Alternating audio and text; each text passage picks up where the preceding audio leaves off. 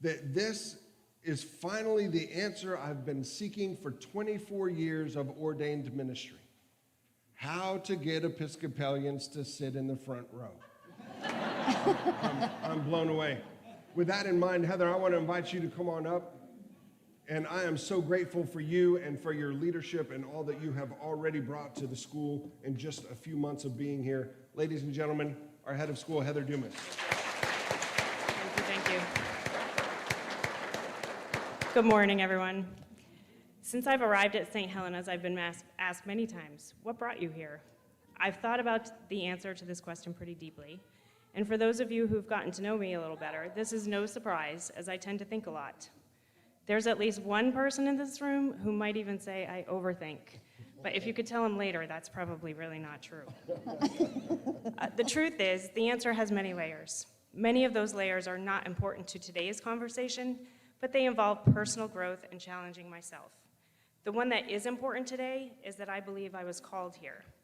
I don't have all the answers as to why, but I do know that since I've arrived, I have known that I belong here, and I'm very excited to see what the future holds for St. Helena's Episcopal School.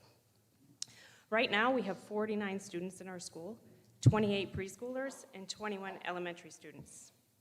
This summer, at both the church and the school, we focused on why we work for a school, and perhaps more importantly, why do we work for a church school? Even deeper, why do we work for St. Helena's School? I would like to share with you some of the answers that our faculty had to these questions. We want to make sure that alongside a top-notch education, our students are loved and supported by the staff. We want to ensure that our students know that they are also loved and supported by Jesus. We want to holistically educate our students emotionally, spiritually, physically, and cognitively, and to have fun while doing it. We do all of this at St. Helena's because we are a family. We are like-minded in our vision, but our personalities and our styles are all unique. Our staff is made up of 11 women that have just short of 250 years combined service in education. That's a remarkable number, and I promise you that I have already learned something from each one of these women that works at the school. We have some aggressive goals for the school. We want our school to grow and thrive and to increase our enrollment. We want to expand our offerings to reach more families. We want to continue to raise our academic standards. We would love our school families to also become our church family if they are currently without a church home. We want to continue to improve the school facility, including the playground and the Hill House. We want to maintain our level of security and keep adapting our policies to keep all of our students safe.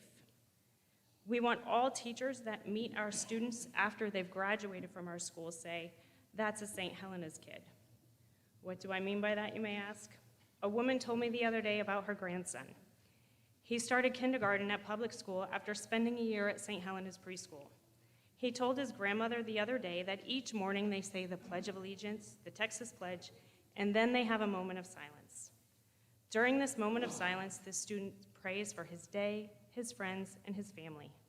And she believes that that stems from his time